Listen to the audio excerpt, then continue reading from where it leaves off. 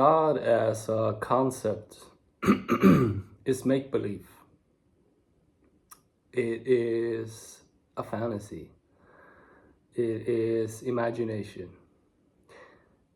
If you look at all the religions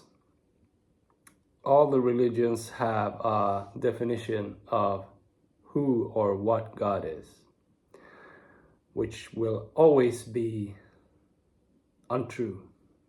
It will always be a lie. It is just a material concept that you create to have something to relate to as the image of God. But it doesn't exist, and it will never exist either. For me, I can develop an imaginary model concept of what God is.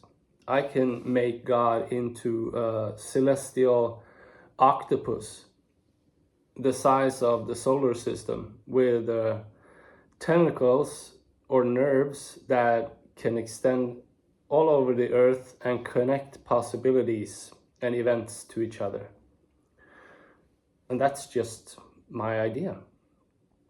And that idea seems cool to me. So I stick by that. And since it's an octopus, I like to call it Octo. God is personal. You are God, you are soul, you are the universe, you are nature. So all of it's you.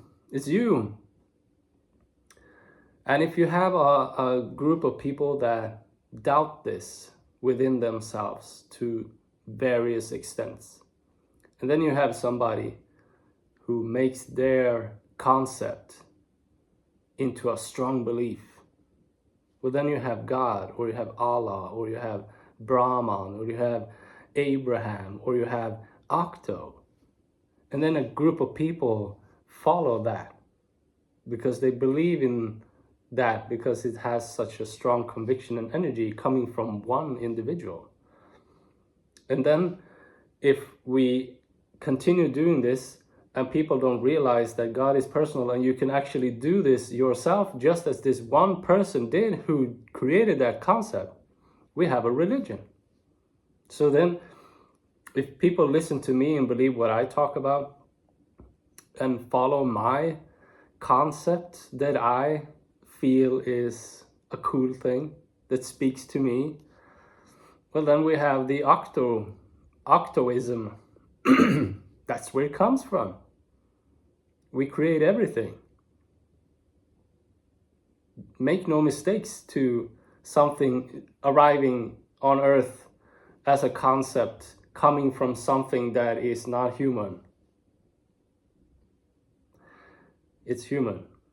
The concepts, the material aspect is created by humans. It's a fantasy, it's an idea. All of the Hinduism, gods, all of everything revolving any religion, it might have some historic events connected to certain things, but all in all, life is a fantasy. Everything is an imagination. That's what life is. Life is an illusion, and we create what we want to. And God is personal, so you can make God yours. You can have your own religion, and you don't need to go out and find followers. If you work super hard in doing so, perhaps you doubt your own belief, your own faith in yourself, in your own core essence, soul, God of who you are. But if somebody is like, yeah, that seems cool, I want to use that too. Please do. Please do. Alone. We don't have to do that together. You can do that by yourself. But to come to the core of understanding that God is pure energy, God is pure, loving, conscious energy. That's God. That's God for real. That is God. I have been there. If somebody hasn't been there, they should not talk. They don't know anything. The only thing we know in life as a human being is from experience. Everything else is a theory. Everything else is a guess. And most of that is from what somebody else has had as an idea, like a previous concept or some historic writing that we now rely on. That is all completely without personal experience. I wouldn't talk about shit if I didn't have personal experience. I wouldn't sit here and talk to somebody the taste of a strawberry if I hadn't eaten a strawberry. That's arrogance to Neptune and back. That's just, I don't have any words for it. Why would I talk about the taste and flavor of a strawberry, describing it to another human being if I've never experienced it myself? That's idiocracy. You have to agree with that. That's not my opinion. That's the way it is. You have to have experience of things you actually talk about. That's humble. I have been detached mentally, and I have been in pure conscious energy, the supreme, the highest, for 3.5 to 4 hours. And it was all love. And that was God. There was nobody there. There was just the brightest light you can ever imagine. When I closed my eyes, there was still white light. I could not escape the light. It was just light, just energy. Just as if you are in the sun, but the heat does not affect you. Like completely spiritual energy, loving, conscious energy, love, God, supreme, the highest. And that is what gives us all, forgives all, gives us all.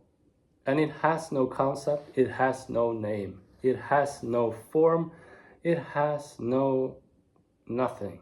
It is just is. It is isness. It just is. But if you want to create a concept for yourself in order to have that as like a deity connection to this is what that means to me, as I need to make some kind of conceptual material thing psychologically for myself because I have a hard time grasping energy, then you do that. Then you create that. And that's where all these concepts come from.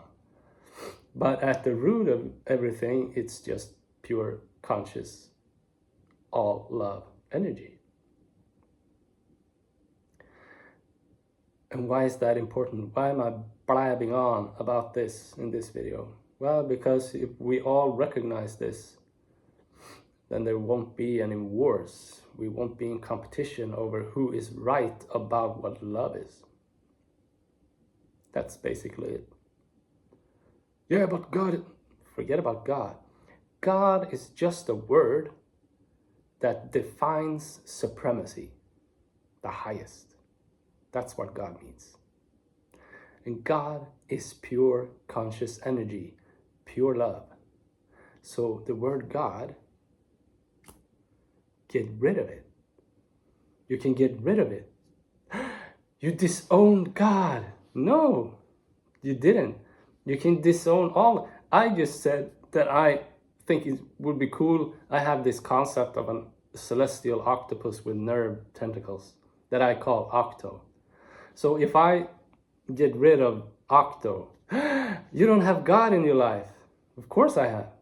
I still have pure loving conscious energy that provides me with everything in my experience, from my breath to the grass outside, to neighbors, to food that I eat, to this toilet roll, whatever. You cannot disown God and God disappears. That's ridiculous. That's so stupid. That's super stupid human being. For real. You cannot do that. God is eternal. So any name doesn't matter. You can take away all the concepts. Eternity is eternity. But then you can make that into something that becomes a little bit more comprehensible if you would like that support for yourself, as to have that connection to the source that gives you all. Please don't fight over that. If I made it to, I can make that into Octo like I described, and maybe I have a female neighbor next door, because Octo is a man. Octo is a female octopus for me. Why? Because male is a male octopus, because I'm male. So I feel that I can relate to that. It's him and me, and we are the same, him and I. But maybe I have a female neighbor, and she creates another type of creature and names that with a feminine name. It's not a problem. It's just an association that she does because she wants to feel like she has a girlfriend that supports her in all of this, that she puts in the definition of the highest, which is pure loving conscious energy, but just in a concept to make it more comprehensible. Maybe for prayer and speaking to and connecting to, instead of just saying energy. You make that into something. Yo, Octo, can you help me? I know that you can. Please connect your tentacles to things that I wish would happen in the most loving way. And I will do my part as to create that together with you, as we co-create all of this experience together. The highest form of energy that is creating everything on earth, and also me as the artist and the creator that is doing the co-creation together with God, because that's what we're doing as individuals, and that's also what we're doing as a collective, and can do super good if we are not fighting, if we are friends, if we are in congruence about what is the foundation that gives us all. I have a bit of a cold today. Nobody watches these videos, and anyway, it's just me. I love myself, and I love you. Bye.